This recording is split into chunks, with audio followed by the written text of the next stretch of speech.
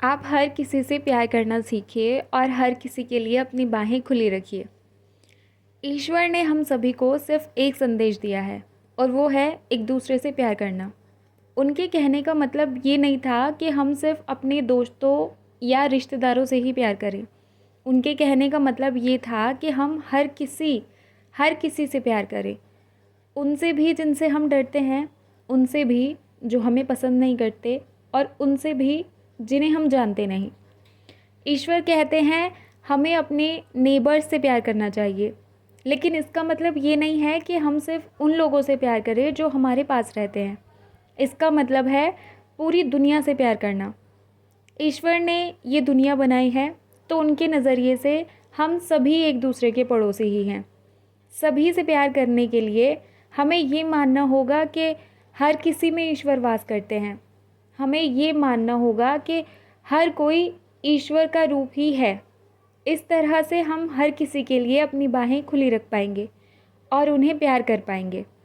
इस तरह से ईश्वर हमें सिखाते हैं कि हमें इस दुनिया में कैसे जीना चाहिए, कैसे हमें हर किसी को अपनाना चाहिए, हर किसी का स्वागत करना चाहिए।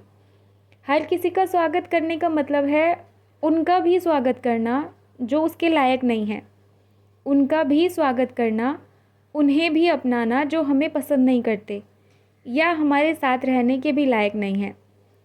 इस बात को आप इस तरह देखिएगा, आपने देखा होगा गुरुद्वारा या मंदिरों जैसी जगह पर लोग लंगर पवाते हैं, दूसरे लोगों को प्रसाद पवाते हैं, जिससे वहाँ बहुत से ज़रूरतमंद लोगों की हेल्प होती है, बहुत से भूखों का पेट भरता है।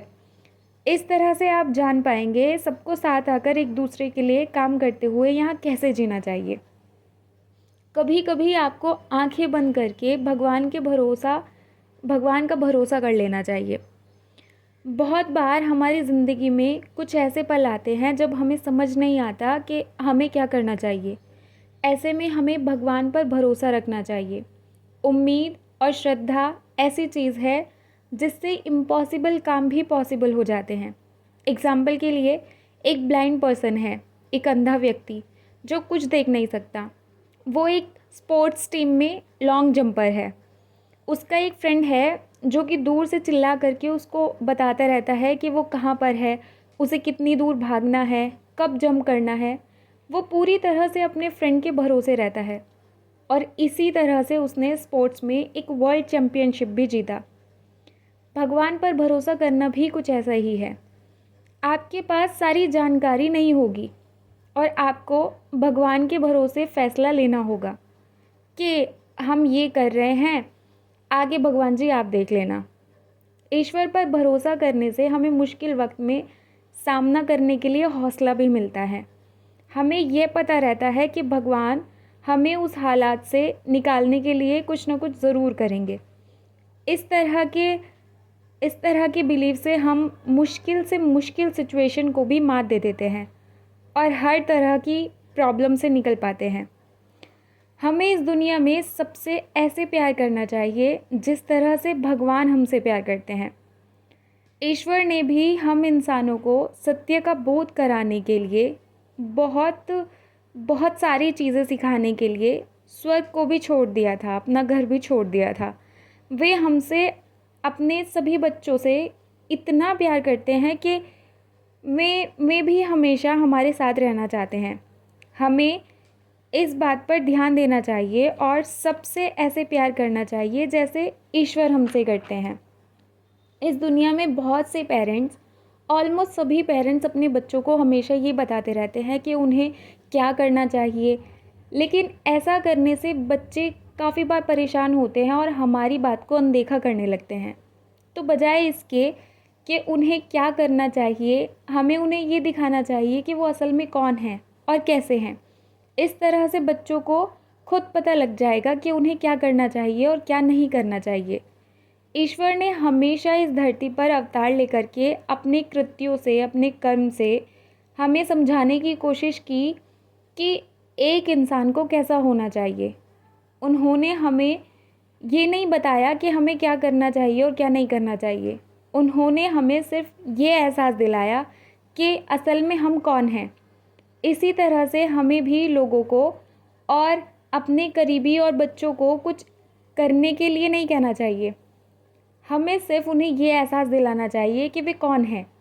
हमें उनसे प्यार करना चाहिए, क्योंकि ऐसा करके हम ईश्वर से प्यार कर रहे होते हैं। हमारे बच्चे और इस संसार का हर जीव भी भगवान के बच्चे ही हैं। हमें उनका ख्याल रखना चाहिए और बदले में वे हमें बहुत सारा प्यार वापस देंगे, पक्का, देख लीजिएगा। दिखावा करने के लिए या फिर पुण्य कमाने के लिए अच्छे काम मत कीजिए। बहुत से लोग अच्छे काम करके खुद के गुड लिस्ट के स्कोर बनाने की कोशिश करते हैं।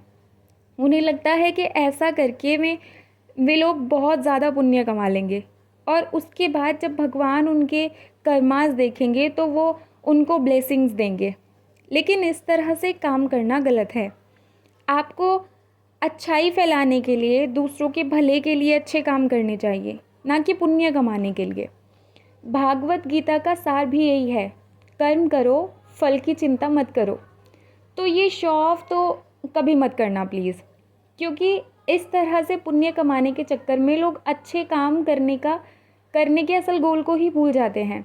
वे ये भूल जाते हैं भगवान ने उन्हें पहले से ही अपना सबसे प्यारा गिफ्ट दे रखा है, और वो है उनका हमारे लिए अनलिमिटेड वाला प्यार। तो अब ये हमारी रिस्पॉन्सिबिलिटी है कि हम उनके प्यार को दुनिया भर में फैलाएं। अब आप सोच रहे होंगे मैं किस तरह से आपको इस दुनिया में अच्छाई फैलाने के लिए बोल रही हूँ। हमेशा अपने बारे में ना सोचकर, बहुत बार हम ये सोचने लगते हैं कि हम ये काम करेंगे तो हमें क्या मिलेगा, हम वो काम करेंगे तो हमें क्या मिलेगा।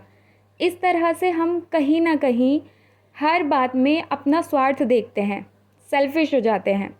जब आप दूसरों की हेल्प के लिए अच्छे काम करते हैं और उसमें अपना प्रॉफिट नहीं देखते, तो आप दुनिया को एक बेहतर जगह बना रहे होते हैं। आपके काम आपके शब्दों से ज़्यादा मायने रखते हैं। हम सभी ने ज़िंदगी में कभी ना कभी झूठ बोला है। हमें लगता है कि झूठ बोलने से हमारा कुछ फ़ायदा हो जाएगा या फिर हम किसी प्रॉब्लम से बच जाएंगे, लेकिन असल में ऐसा कुछ भी नहीं होता।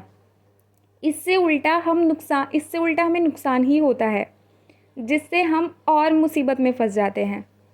हमेशा आप खुद ही से करके देखिएगा। हम चाहे कुछ भी बनने की कोशिश क्यों ना कर ले, या फिर चाहे कितने ही झूठ क्यों ना बोल ले, भगवान को हमेशा सच्चाई पता होती है। वो जानते हैं कि हम कौन हैं, इसलिए सच को छुपाने का कोई फ़ायदा नहीं। हम इससे कभी भाग नहीं सकते।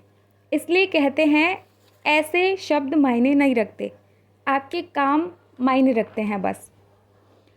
अपने दुश्मनों को भी माफ़ करके हम दुनिया में प्यार फैला सकते हैं। ईश्वर का संदेश है प्यार।